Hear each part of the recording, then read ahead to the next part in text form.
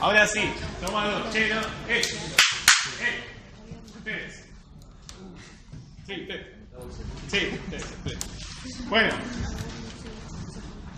A ver, ¿qué es lo que nosotros queremos de un quimioterápico? Cualquiera sea. Que tenga toxicidad selectiva. ¿Sí? ¿Esto qué quiere decir? Quiere decir que sea más tóxico para el parásito que para el huésped. ¿Estamos? Lamentablemente, esto a veces se aleja un poco cuando nosotros vemos lo que son las terapias antineoplásicas.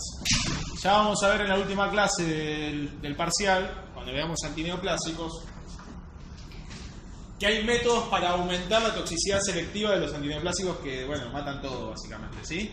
¿Estamos? Bien. Hay dos tipos de efectos antibacterianos.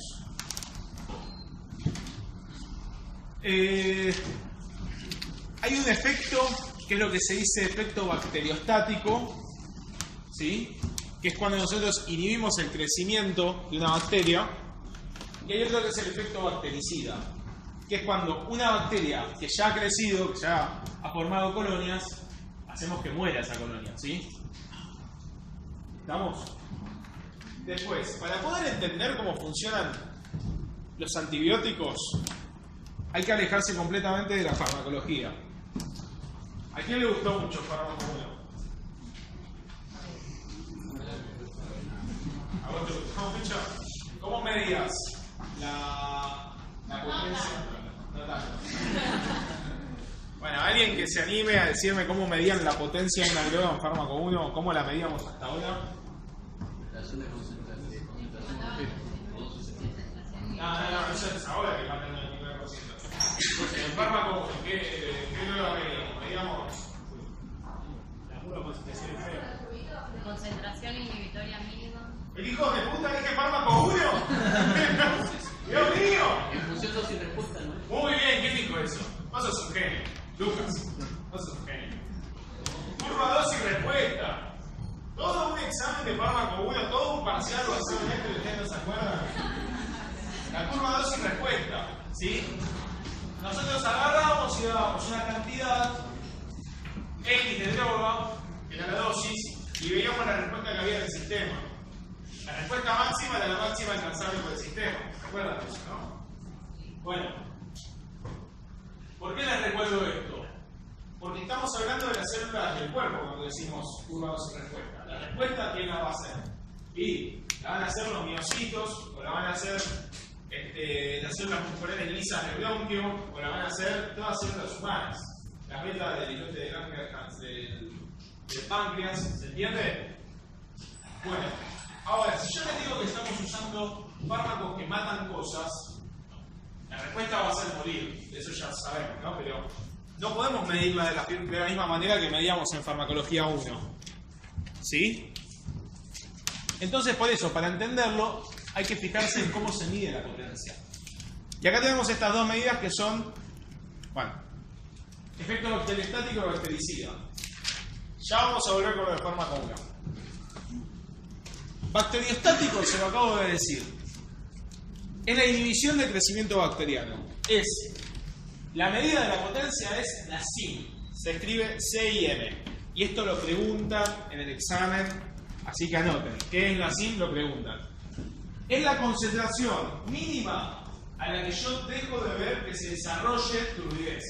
Es decir, yo tiro un inóculo en un tubo, lo meto en un horno a 27 grados, vuelvo a cambiar más tarde y está todo turbio. ¿Sí? El líquido del tubo. ¿Por qué? Porque la bacteria que yo inoculé creció y me turbió todo el tubo. ¿Se entiende? Bueno. La concentración mínima a la que yo, después de haber inoculado el tubo, vuelvo y no se desarrolló turbidez. Esa sería la CIM, la concentración inhibitoria mínima. ¿Estamos?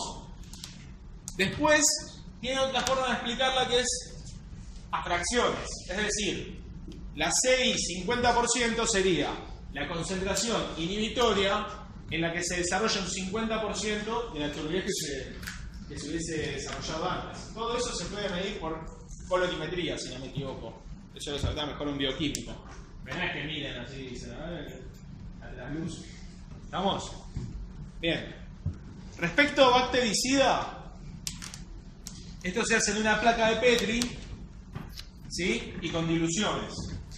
Si yo agarro el fármaco y lo pongo a una dilución, no sé, de 1 en 2, no es lo mismo que si yo lo pongo a 1 en 8, y recién ahí veo, digamos, si yo lo veo solo acá, quiere decir que la bacteria es muy resistente en realidad, ¿sí? ¿Por qué? Porque la droga está muy concentrada. Mientras más diluida está la droga, mejor. ¿Se entiende? Bien. Y también hablamos de concentración inhibitoria mínima, que sería la concentración a la cual,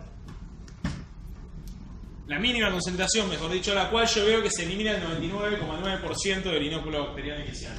¿Sí? ¿Estamos? Son dos conceptos súper sencillos. ¿Sí? Y se preguntan los dos. Y es tan sencillo como poner esto.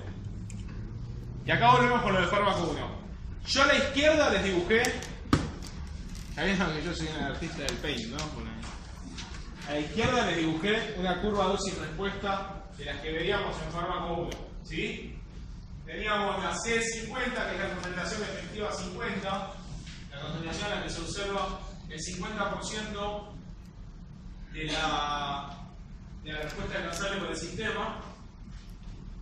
Y todo funciona sobre las células en las que nosotros queremos que después actúen. Miocitos, células lisas, células beta, lo que sea, ¿sí? De este lado tenemos lo que pasa con los antibióticos. ¿Vamos? Acá les esquematicé una concentración inhibitoria mínima. Y esto que ven acá sería la concentración total de antibióticos, ¿sí? Es decir, si yo le doy al paciente, acá no se puede observar el efecto, pero si yo le doy al paciente una concentración que no alcanza la concentración inhibitoria mínima, me quedo por acá, no voy a hacer un carajo, ¿sí? Tengo que pasarla así, por lo menos, para poder alcanzar un efecto. Y eso sería, por ejemplo, si yo agarro y le doy un bolo intramuscular de, no sé, amicacina, que es un antibiótico aminoglucósido. Y bueno, yo vería que la concentración hace así, pasa la SIN y después cae de nuevo. ¿Sí? Bien. ¿Se entendió hasta acá? Súper fácil. Bueno, para poder determinar el efecto bacteriostático o bactericida, yo hago un cociente. Agarro la concentración bactericida mínima y la divido por la concentración inhibitoria mínima. ¿Sí? Si me da que son iguales, si me da 1 el cociente, a la misma concentración en la que es bactericida es bacteriostático, es decir, que es totalmente bactericida. ¿Se entiende por qué? Porque a la concentración mínima a la que yo inhibo el crecimiento también estoy matando. ¿Estamos? Si me da mayor a 1, quiere decir que es bacteriostática. ¿Por qué? Porque tiene una concentración inhibitoria que está disociada de la concentración bactericida. ¿Se entiende? ¿Sí? 2. Bueno. Bien. Hay dos tipos de efecto bactericida. Uno que es tiempo dependiente y otro que es concentración dependiente. Cuando yo hablo de tiempo dependiente, voy a decirlo al revés porque lo puse al revés. Cuando yo hablo de concentración dependiente, quiere decir que mientras más antibiótico haya en el lugar que está la bacteria, mayor va a ser el efecto del antibiótico. ¿Sí? Y tiempo dependiente quiere decir que a lo mejor no importa cuánto antibiótico le esté dando la bacteria, pero que sí importa cuánto tiempo la bacteria está en contacto con el antibiótico. ¿Estamos? Es decir, con un fármaco que es concentración dependiente, yo voy a intentar siempre alcanzar concentraciones altas para que el efecto sea máximo. Con uno que es tiempo dependiente, yo voy a tratar de asegurarme de que el tratamiento sea constante y sostenido en el tiempo, ¿sí? O el tiempo de tratamiento que yo necesito. Por ejemplo, un ejemplo re boludo. Una faringitis estreptocóxica. ¿Cuánto tiempo se trata con antibióticos? Que sea bacteriana, ¿no? Las virales no sirven. 5 o 10 días. Muy por ahí. De 7 a 10 días. Muy bien. ¿Estamos? De 7 a 10 días. El mínimo recomendado para tratar una faringitis bacteriana estreptocóxica es de 7 días. ¿Estamos? Si yo la trato por menos tiempo, tengo riesgo de una recaída. ¿Sí? A lo mejor, si yo tratara o tratase a esa misma faringitis con un hipotético antimicrobiano que fuese concentración dependiente, yo con una sola dosis lo podría hacer mierda. ¿Sí? Si fuesen aminoglucósidos no, porque son muy tóxicos, pero si fuese otro, un hipotético, yo con una sola dosis, pum, lo elimino. ¿Estamos? Bueno. ¿Qué pasa con los inmunocomprometidos? No sirve el bacteriostático. ¿Cómo? ¿Qué te va a servir el bacteriostático? Muy bien, ¿cómo es tu nombre? Mirá. Milagros. Muy bien, Milagros me dice, en un inmunocomprometido no sirve el bacteriostático. Está muy bien lo que Milagros dice. ¿Por qué? Porque si yo uso un bacteriostático, yo estoy manteniendo confinada la infección, ¿sí? Y le estoy dando lugar al sistema inmune a luchar contra esa infección. Estoy ayudando a la respuesta inmune del huésped. ¿Estamos? Ahora, si el paciente no tiene sistema inmune o lo tiene muy debilitado, esta ayuda que yo le doy no me va a servir, no me va a ser útil. ¿Sí? Por lo tanto, en inmunocomprometidos uno siempre tiene que tratar de usar fármacos que sean bactericidas. ¿Sí? ¿Algo para agregar? ¿No te lo he regalado? Traeme, ¿sabes qué? Una agüita. Una agüita.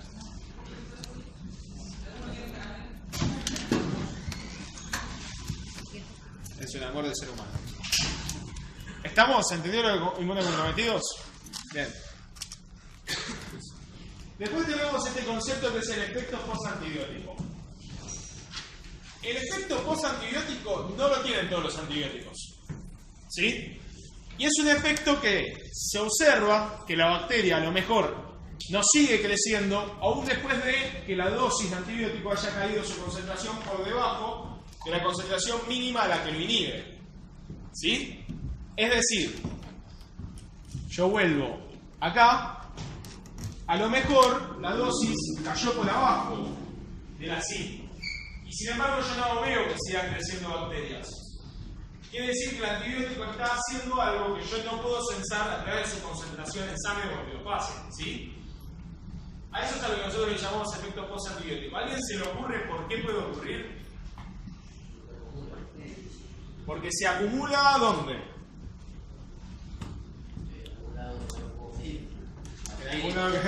Bueno, puede ser que se acumule en la bacteria, puede ser eso.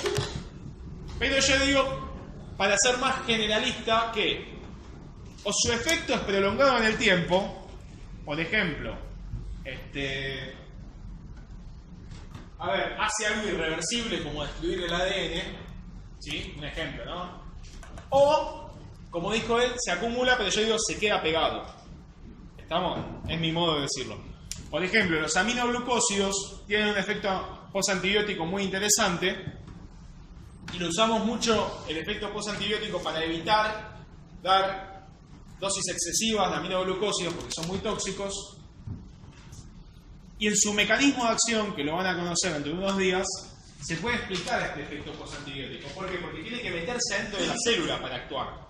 Y adentro de la célula es un quilombo. ¿Sí?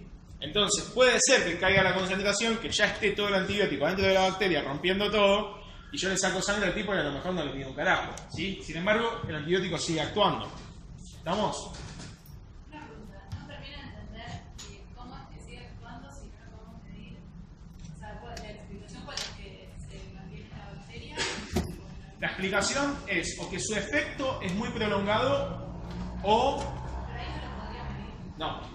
Porque a lo mejor ya el antibiótico vos ya lo eliminaste por vía renal y el poco que no eliminaste está dentro de la bacteria. Vos le sacás sangre, agarrás, haces una concentración en la sangre y no sale nada. Y sin embargo, ¿por qué? Porque eliminaste todo lo que estaba en la sangre y el resto está todo dentro de la bacteria. O si no, el que no está dentro de la bacteria tocó, le hizo mierda y se fue. ¿Sí? ¿Se entiende? Ese sería el último ejemplo, el ejemplo de las quinolonas, pero no se observa tanto con las quinolonas. Pero las quinolonas como lo van a ver con Mercedes, hace mierda el ADN bacteriano. Entonces es algo re prolongado el efecto. Igual no se ve un efecto postantibiótico tan fuerte como con los aminoglucósidos, que sería el ejemplo característico de efecto postantibiótico. ¿Se entiende? Los aminoglucósidos lo van a ver en unos días, ya les digo, pero inhiben la síntesis de proteínas y en realidad lo que hacen es promover una síntesis de proteínas truchas son. Entonces la bacteria sigue viva un rato más, pero produce proteínas que no le sirven para un carajo.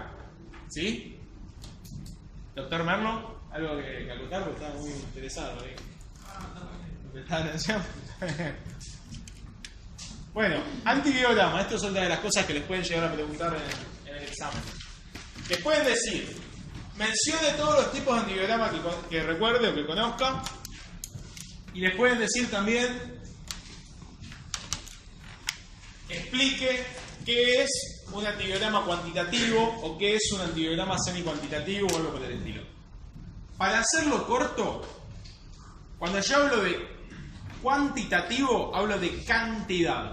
Es decir, el antibiograma cuantitativo da por hecho que el antibiótico es un veneno y que todas las bacterias serán susceptibles a ese veneno. ¿Me explico? Pero lo que te dice es cuánto veneno le tenés que dar. A lo mejor, el cuantitativo te arroja una concentración inhibitoria mínima que es incompatible con la vida humana. Es lo que pasa cuando uno dice que es resistente, ¿sí? En el otro extremo tenemos al cualitativo, ¿sí?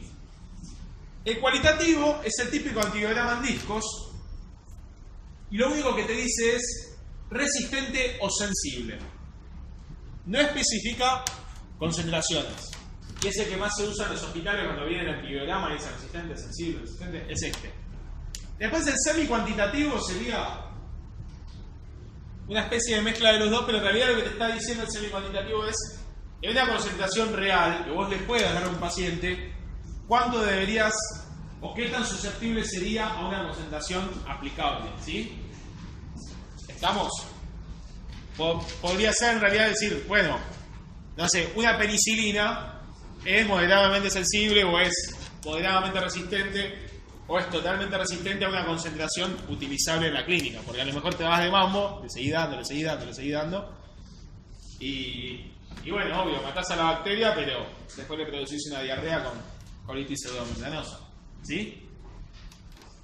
Y después por último, yo se los puse más separado porque no tiene tanto que ver con el tema y no se usa tanto, es la actividad inhibitoria o bactericida del suero, que es sacarle sangre a un paciente que esté tomando antibióticos y evaluar en el suero del paciente cómo actúa el antibiótico contra la bacteria, que sería lo más cercano a la observación de lo que ocurre in vivo, ¿sí?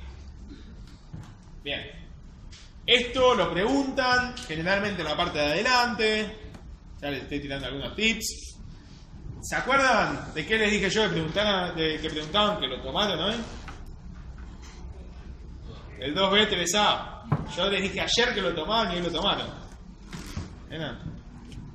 Bueno, vamos a introducirnos un poco en los mecanismos de acción.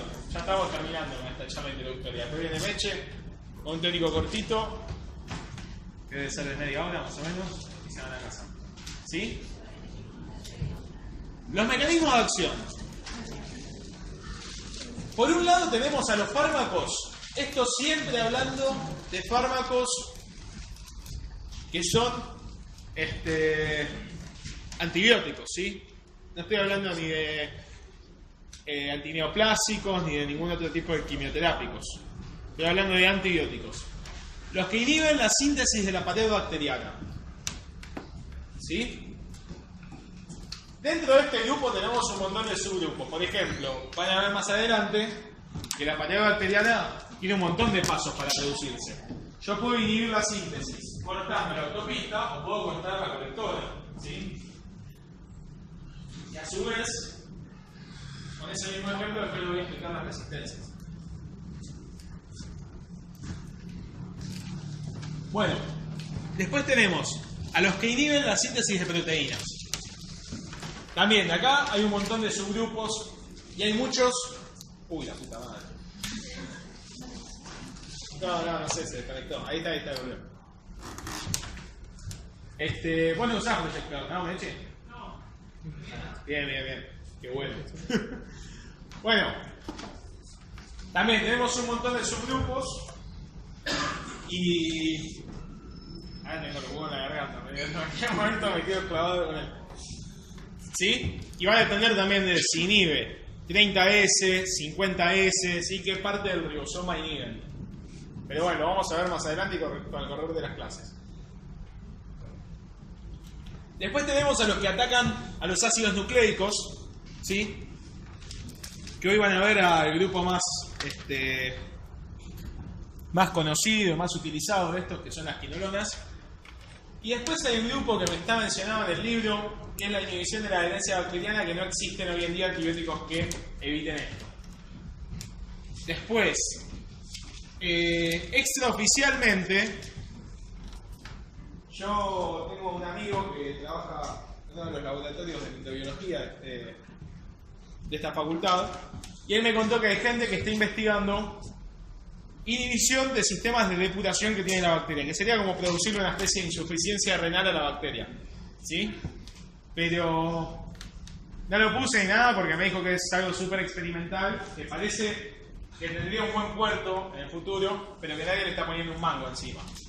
CONICET se está gastando toda la guita en investigar. ¿Qué era lo que había dicho Javi que investigaba el CONICET? Los efectos psicológicos de la lluvia dorada y del fisting anal. Una cosa así. Ah, en serio. No. Así que bueno.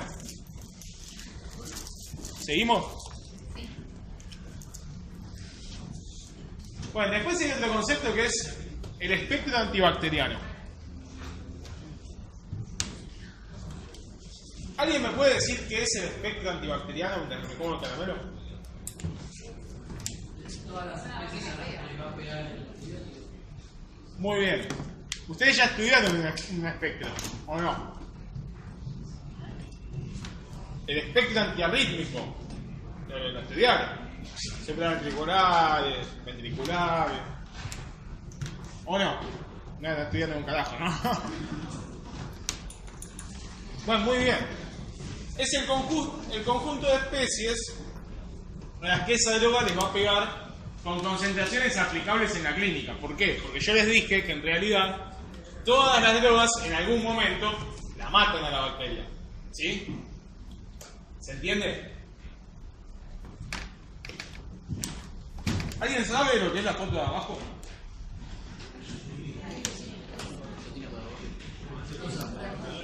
¿Cómo? Muy bien, lo de la fotocopiadora, muy bien. ¿Cómo?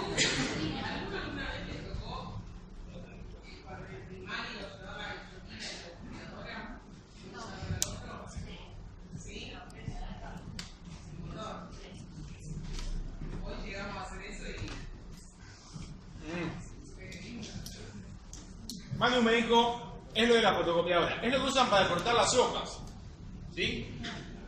Cuando yo estaba cursando fármaco 2 y estaba estudiando para el examen parcial de antibióticos, antivirales, antitumorales y todo eso, en el momento en el que yo estaba leyendo los espectros, si no me equivoco, de los aminoglucósidos o de alguno de esos, me imaginé una de estas cosas. Aminoglucósidos no pueden pasar el efecto, ¿verdad? Alguna penicilina. Me imaginé una de estas cosas, así que qué ganas de poner los huevos ahí. ¿Sí? Yo les digo, con espectros la van a pasar como el ojete, ¿sí? Como el reverendo culo. ¿Por qué? Porque es lo que le da dificultad al examen en realidad. Que se van a tener que acordar de memoria un montón de bichos que a lo mejor nunca leyeron ni en micro, ¿sí? Pero bueno, no los quiero asustar demasiado, nada más les digo, van a tener que aplicar demasiada memoria en esto. ¿Estamos? Bien. Ahora, ¿a qué llamamos amplio espectro y a qué llamamos pequeño espectro?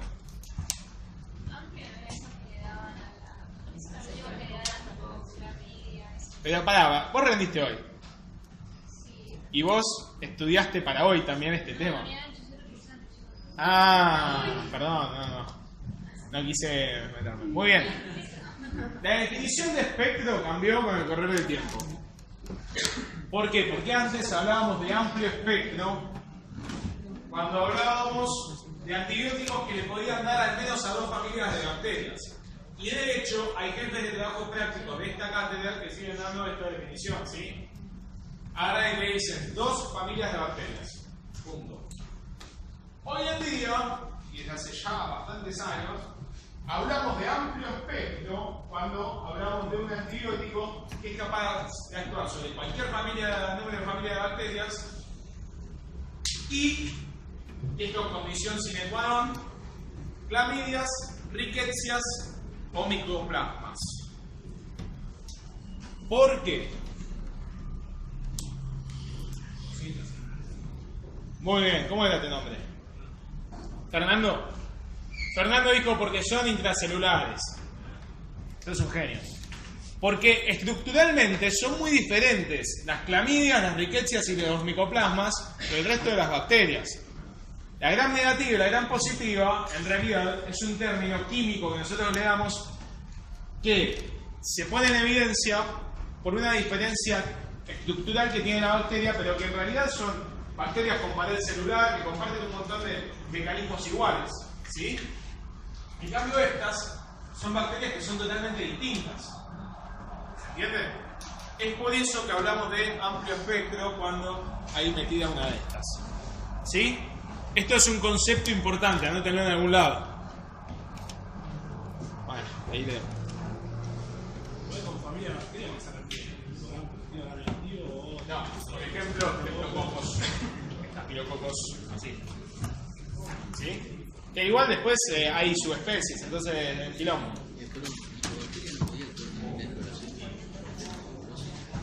Sí, pero es un mundo. Tuberculosis tiene su clase propia, la va a la doctora Regalado, olvídate. Sí, yo igual subí la revisión del cronograma, pero hicimos un cambio de clases.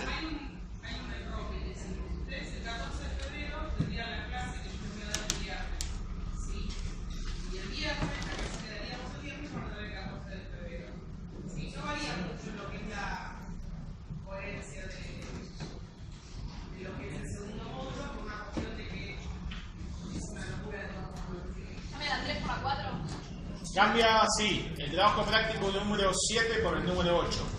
La 3 por la 4.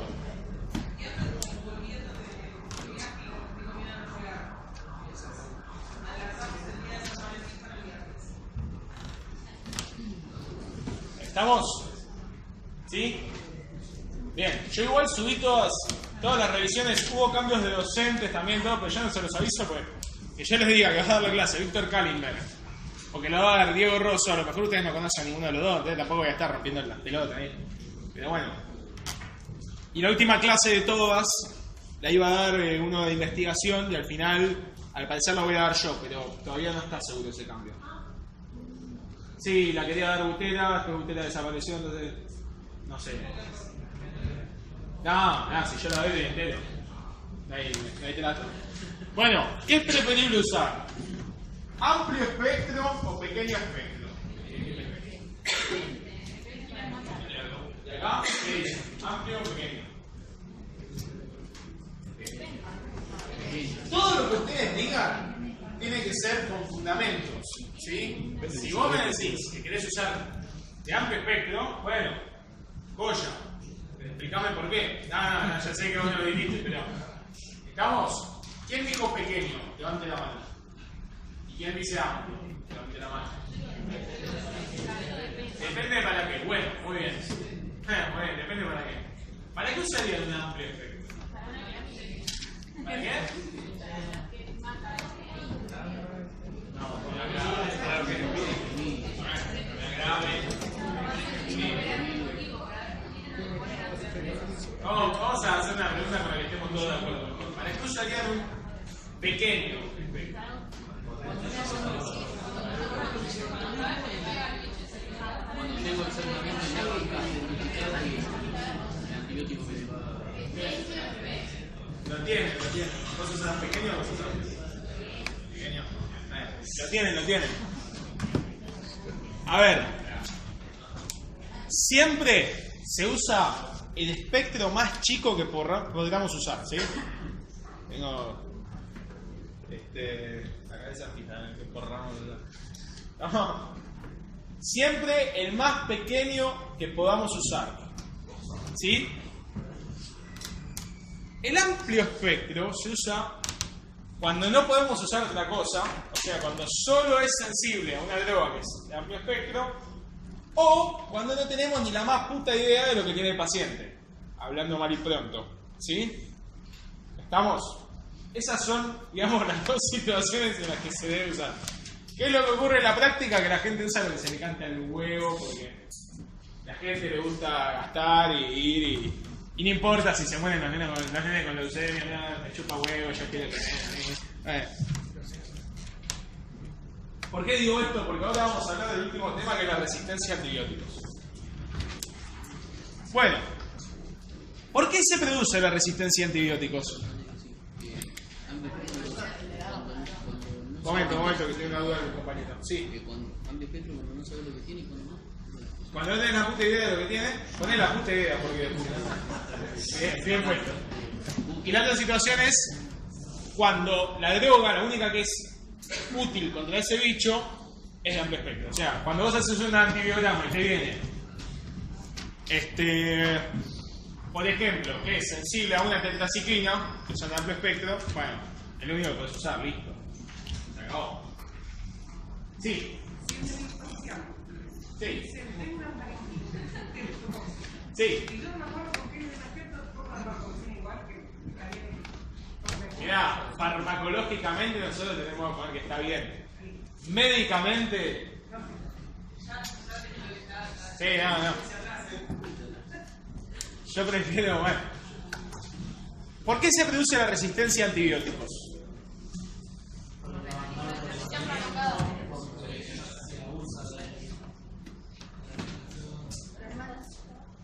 Mal uso. Muy bien, me gusta esa palabra. ¿Qué tipo de tratamientos van a producir más cantidad de resistencia a antibióticos? Los incompletos. ¿Por qué? Porque queda una concentración bacteriana y le da tiempo a aumentar para hacerse resistente. Bueno, los incompletos hacen resistencia principalmente a un tipo de infección que es la de tuberculosis, ¿sí? Los demás, ¿qué tipos de tratamientos? ¿Los qué? Los prolongados, dice ella. Porque hace resistencia no la bacteria que necesita matar, sino todo el resto. ¿Alguien opina que no? ¿Que los tratamientos cortos hacen resistencia? Tengo entendido que los cortos. ¿Cómo? Tengo entendido que los cortitos. ¿Los tratamientos cortos? Porque están por debajo del nivel. ¿Puedo usarte infecto ya? Bueno, mientras más largo es el tratamiento antibiótico, más probabilidades hay de que alguna cepa resistente aparezca. ¿Por qué? Porque yo estoy exponiendo a todas las bacterias de ese organismo, o mejor dicho, que tienen colonizado ese organismo, a un antibiótico. ¿Sí? Hay gente, por ejemplo, que viene y que dice: siempre que tomo un antibiótico tengo diarrea. ¿Qué es lo que le pasa a esa persona? Está haciendo una selección de la flora intestinal. A lo mejor la diarrea no es lo suficientemente fuerte como para ser tratada, pero está haciendo una selección de la flora intestinal. Y acá pasa lo mismo: mientras más largo es el tratamiento, las bacterias que colonizan a esa persona están seleccionadas. ¿Sí? ¿Entiendes? ¿Estamos? Bien. Entonces, los tratamientos prolongados son los que más resistencia producen. Y los que manejan dosis altas también son los que más resistencia producen. ¿Por qué? Porque mata todo y lo que queda es resistente. Es selección natural, pero no es selección natural 100%. O sea, sí, pero no lo dijiste. ¿Vos no lo dijiste? ¿Qué lo dijiste? Ah, por ejemplo. Pensé que había sido. Claro, pues ya estaba acá y fue tipo en diagonal. Bueno, ¿se entiende por qué? Yo mato todo y lo que quedó era resistente. ¿Sí? Lo que está pasando hoy en día es que estamos usando tantos antibióticos y de tan malas maneras que todo lo que está quedando es resistente. ¿Sí? Y yo siempre cito el mismo ejemplo, que a mí Mercedes me dice que tengo complejo de Edipo y me dicen que no tengo que hablar así de mi madre, pero yo digo, por gente como mi madre, tenemos resistencia a antibióticos. Sí, pobrecita mi mamá, pero le duele la cabeza y se toma una amoxicilina. ¿Viste? Así. Se imaginan las peleas que hay en mi casa, ¿no? Por el asunto. Pero bueno. Y los forros también, pero hay forros médicos también que hacen eso. O sea, ¿se entiende? No es solo que el paciente va y se da con antibióticos pues tiene ganas de tomar antibióticos como la pelotuda de mi vieja. No. Hay un montón de personas que van al médico y el médico, un pibe de 25 años, que lo ve gripado, le dice, ¿sabes qué? Te voy a dar un antibiótico por las dudas. ¿Saben qué? Yo patenté una frase. Sí. También hay un montón de médicos que ven que hubo un antibiótico mal puesto y no lo retiran cuando no se comprobó que hay que retirarlo. También. No pasa nada. Hay un paper que lo dice, retírenlo o que tengan que desacreditar a otro médico, porque ese paciente usa un antibiótico al pedo. También. Que es parte de lo mismo. Parte de el otro boludo del médico que viene un pibe sano, joven, que no tiene un riesgo de sobreinfectarse teniendo una gripe, y dice, te voy a dar un antibiótico por las dudas. Y bueno, yo patenté una frase que yo me vivo diciendo pelotudeces, pero esta frase a mí me gustó. Me gustaría que vos, que tomás nota de todo, anotarlas abajo. El médico que da antibiótico por las dudas, lo único que muestra es que está lleno de dudas, ¿sí? ¿Se entiende? Entonces, si la infección es viral, y sabemos que es viral porque tenemos criterios propios, criterios de Centor en el caso de la faringitis, que lo vamos a ver cuando veamos el tratamiento de la faringitis en un par de clases, porque la clínica nos dice que es viral, o por lo que fuere, ¿para qué mierda le damos un antibiótico? Si vos me decís que es un viejo de 70 años que tiene una gripe, y me decís, no quiero que se sobreinfecte, yo te lo puedo entender, pero un pibe de 30 años o 25 años, mínimo te tengo que decir que sos un pelotudo. Mínimo. De ahí para arriba. ¿Sí? Pero puede pasar que no le hagan tocado, Sí. que vaya para hacerse. Pero existen los criterios de Centor ahí. Sí, pero después se viene con una complicación y que Pero si vos seguís los criterios de Centor, las chances de no pegarle son bajísimas, ¿eh? ¿Ya? Sí.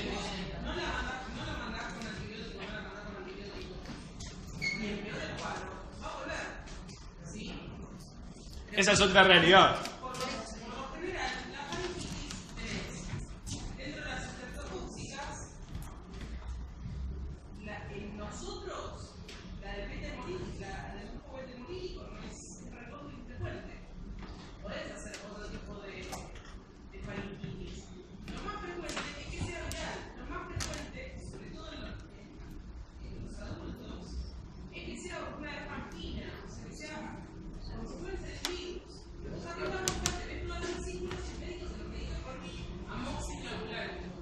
Encima de eso, amoxiclavulánico, ni siquiera amoxicilina, amoxiclavulánico, para que ahora se vuelvan resistentes al clavulánico también. ¿Sí?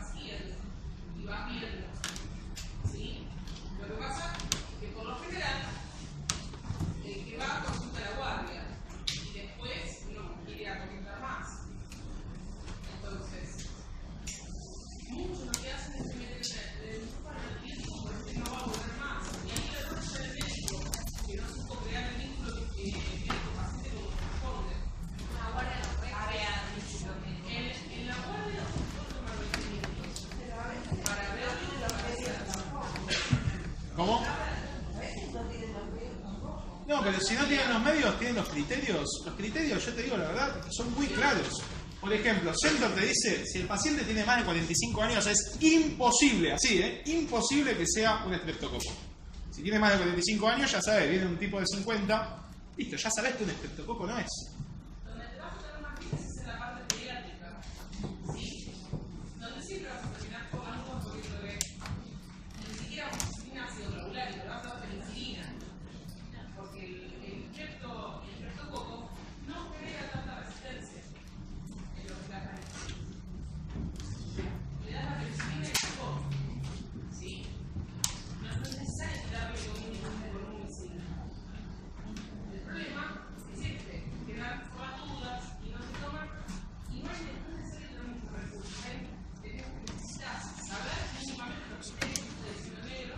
Después lo vamos a ver igual, en inhibidores de la Para pared. generar una relación médico-paciente como corresponde, tampoco necesita hacer un montón de cosas ni dedicar mucho tiempo. Es levantarse del culo de la silla del consultorio, ir a buscar al paciente, recibirlo, entregarlo, saludarlo, buenas noches. No como hacemos en muchos lugares que se quedan sentados en el escritorio, pasa el que sigue. Yo ahí como un pedo. Por ahí. A ver qué te está pasando. Jamás te miraron. Jamás te dicen, bueno, sí, señor, por ahí no, señora. Chupa todo el carajo. La realidad es esa. Pasa que tiene 15 minutos. Y está mal. Bueno, pero ¿cómo hacías al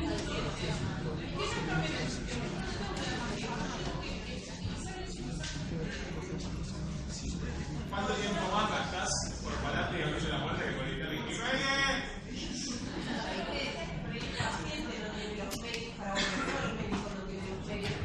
No, de todos modos, ponele que el paciente no tiene los medios para poder.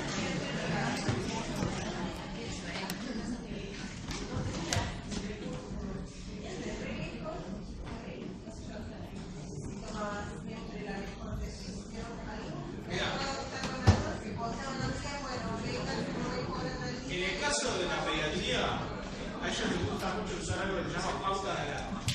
Agarran y le dicen, si pasa esto, pedí. Y en el caso de una faringitis, poner que es el ejemplo, si vos ves que el pibe no tiene los criterios, tenés modo de decir, no sé, si el pibe empieza a vomitar, pedí, traelo, cosas por el estilo. Si no se va la fiebre, si levanta más temperatura, por ejemplo. Igual, lo vamos a charlar cuando veamos los inhibidores de la síntesis de la pared, que nos vamos a meter bien en ese tema. Y respecto, para cerrar el asunto de los médicos que tratan mal a los pacientes, yo voy a contar una anécdota muy cortita. ¿Quiénes son del hospital de clínicas? Bueno, ¿llegaron al piso 12 alguna vez? Que están los pacientes de cirugía ambulatoria.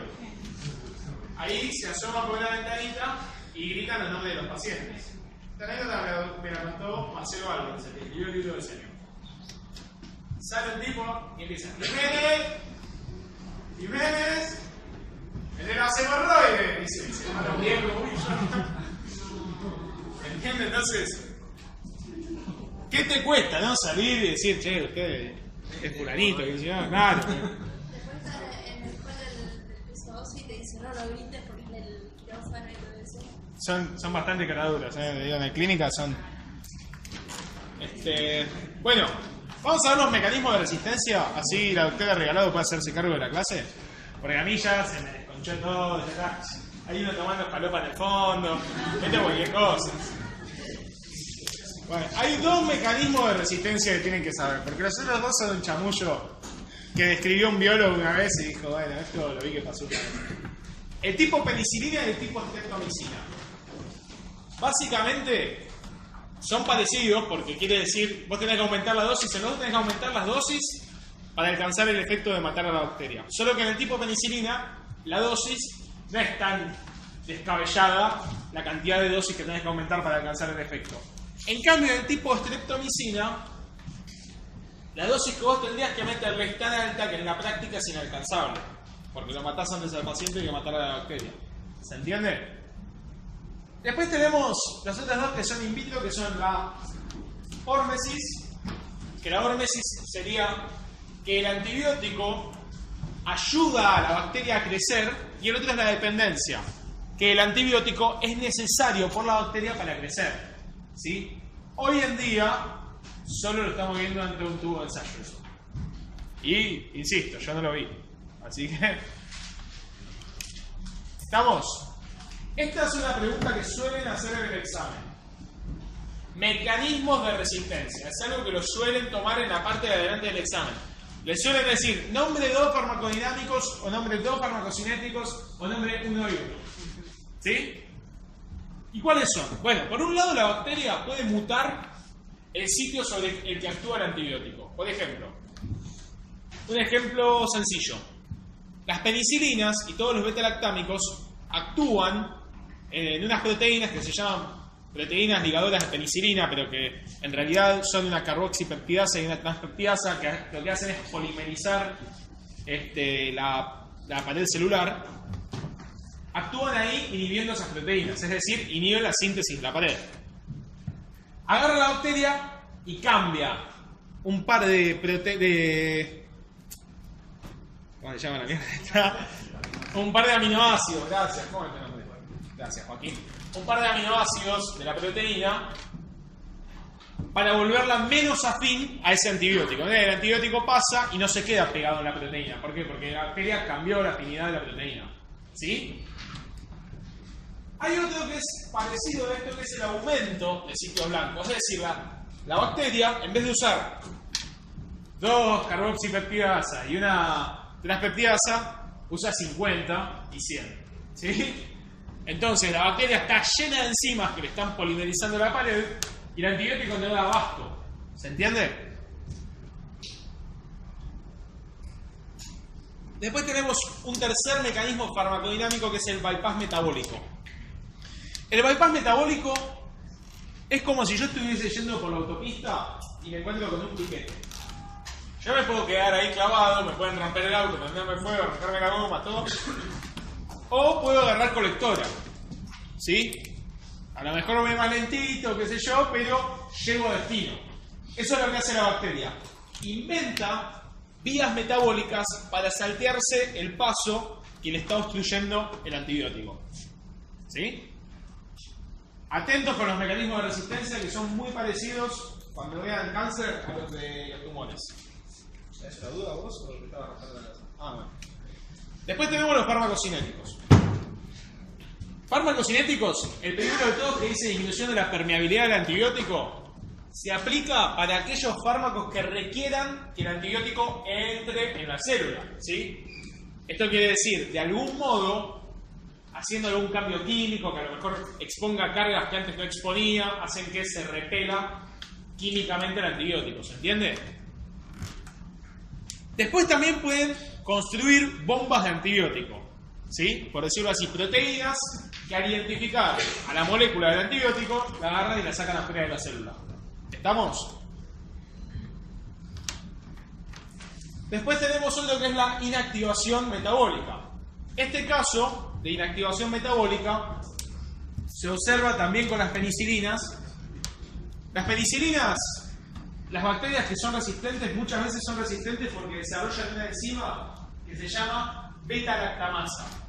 Y todos los antibióticos que son beta-lactámicos son susceptibles de la acción de esta enzima. ¿Qué hace? La beta-lactamasa reconoce al anillo beta-lactámico, que es el que tienen todos los beta-lactámicos, y lo corta. ¿Sí? Al cortar el anillo, el antibiótico pierde efectividad y queda totalmente inútil. ¿Estamos? Lógicamente, repito, al igual que antes, si yo le doy un montón de penicilina, la cantidad de beta-lactamasa que tiene la bacteria no va a ser suficiente como para llegar a cortar toda la penicilina que yo le di. Pero igual, lo ideal sería dar un inhibidor de beta-lactamasas, que es el ácido clavulánico. ¿Se entiende? Ya estamos empezando a asociar cómo funciona el tema de los antibióticos, ¿no? Bien. Y por último tenemos un mecanismo, a lo mejor un tanto complicado, que es el mecanismo del secuestro. Imagínenselo como... ¿Alguien leyó alguna vez El corazón del ator? ¿Sí? De Edgar Allan Poe. Imagínenselo como algo de eso. ¿Sí? O también había otro cuento de Edgar Allan Poe en el que el tipo lo emparedaba al enemigo. Lo metía... ¿Cómo? Ese. Imagínenselo como eso. Es como agarrar... Uy, está bien el antibiótico y pum, le tiran cemento fresco y queda ahí. ¿Sí? Imagínenselo así, lo deja clavado en la pared. Eso es el secuestro. ¿Estamos? ¿Quieres agregar algo del secuestro vos que sos especialista en este tema? Bueno, ¿cómo podemos evitar que sigan apareciendo cepas resistentes? Ya hablamos de esto. Indicarle a los antibióticos a conciencia, ¿sí? No prolongar demasiado los tratamientos que no haya que prolongar demasiado. ¿Qué más? Usar siempre el espectro, el menor espectro posible. ¿Sí? ¿Qué más? Siempre a la dosis justa para el paciente y para la patología que tiene el paciente. Muy bien. Básicamente tener sentido común, diría yo. ¿Estamos? ¿Sí? Y vuelvo de nuevo sobre lo mismo. El ejemplo intrafamiliar que tengo yo, a veces mi viejo me dice, che, pero no se veas tan malo con tu mamá. Vos date cuenta, ¿sabés lo que es el efecto placebo? Si yo pensé pelotudo que estudia, no sé. Yo pensé estudiante de filosofía y letra, ¿viste? ¿Sabés lo que es el efecto placebo? Que se tome un tic-tac para tener efecto placebo, no que se tome un antibiótico. Estamos todos locos, ¿no? Bueno. No, a mí también, mi viejo la otra vez. Vos que estudias medicina, ¿sabés lo que es el efecto placebo? Te dicen esa cosa y vos te quedás con cara de ¿qué hago? ¿Lo escupo? ¿Qué hago? Bueno, para ir terminando ya, un pequeño apartado sobre reacciones adversas. Si se fijan, yo les puse pese a lo explicado anteriormente. ¿Qué es lo explicado anteriormente? Que el antibiótico no actúa sobre células humanas. Eso es básicamente lo que yo les quería explicar cuando hice los dibujitos de la curva dosis-respuesta y la síntesis, ¿sí? Entonces, pese a lo explicado anteriormente, pueden aparecer reacciones adversas. Acuérdense que las reacciones adversas que veíamos en todos los otros fármacos muchas veces tenían que ver con el mecanismo de acción de los fármacos. Acá a veces tienen que ver y a veces no tienen que ver. Que un antibiótico te produzca insuficiencia renal aguda, a veces no tiene ni pie ni cabeza, pero lo puede producir. Yo ya le dije a los de mi mesa que en realidad todos los fármacos pueden producir una insuficiencia renal aguda, ya sea por modos desconocidos para la ciencia, ¿sí? Pero que todos los fármacos por lo menos tienen un registro alguna vez de haberlo producido, ¿sí? Lo más común, y esto es algo que se observa muchísimo cuando le damos una inyección de penicilina a una persona que tiene una sífilis secundaria, son endotoxicosis. Es decir, la bacteria se muere, explota, revienta, y toda la mierda que tiene la bacteria adentro pasa a la circulación, ¿sí? Y ahí se produce una reacción alérgica de un determinado tipo. En el caso de la penicilina es un eritema generalizado, ¿sí? Te pica, molesta, jode. ¿Estamos? Bueno. La otra reacción, que yo la puse como alteración del ecosistema bacteriano normal, yo para hacer la primera soy súper prolijo, ¿verdad? Sería básicamente, vos te pones a joder ahí, es como ir con un lanzallamas con un lanzallamas a la Amazonas, ¿no? Vas, te pones a prender fuego todo, qué sé yo, y después lo que quede atrás de lo que vos prendiste fuego van a ser bichos que sobrevivieron al fuego, así que imagínense lo que quedó. ¿Estamos? Y de ahí tenemos que diferenciar un concepto. Por un lado tenemos la colonización, estamos todos colonizados, todos llenos de bacterias. Por otro lado tenemos la infección, es decir, la bacteria nos invade. Por otro lado tenemos lo que es la sobreinfección. Es decir, además de la bacteria que nos invadió, o del virus que nos invadió, que nos infectó en realidad, había otro dando vueltas y dijo, uy, esta es la mía. ¿Sí? Y se metió también ahí. Y después está la superinfección. La superinfección es el ejemplo clásico de alteración del ecosistema bacteriano normal que produce un efecto adverso serio. Cuando yo le doy a un paciente antibióticos que borran a la flora normal del intestino y que dejan bacterias como un Clostridium, ¿sí? Bueno, vamos a ver con detalle cuál, pero ese Clostridio que quedó ahí me puede producir, en el caso puntual del que estoy hablando, una diarrea que es muy peligrosa, que es la colitis pseudomembranosa. Ese es el mejor ejemplo de superinfección y el mejor ejemplo de superinfección grave, ¿sí? Porque también puede pasar que una persona que toma amoxicilina tenga una candidiasis, qué sé yo, que no es algo grave. Una candidiasis genital, digo, ¿no? Pero que no es algo grave. Sí, hay que tratarlo, lógicamente. Pero no es algo que yo tenga que seguir corriendo a un hospital. ¿Se entiende? Bueno, muchas gracias, chicos.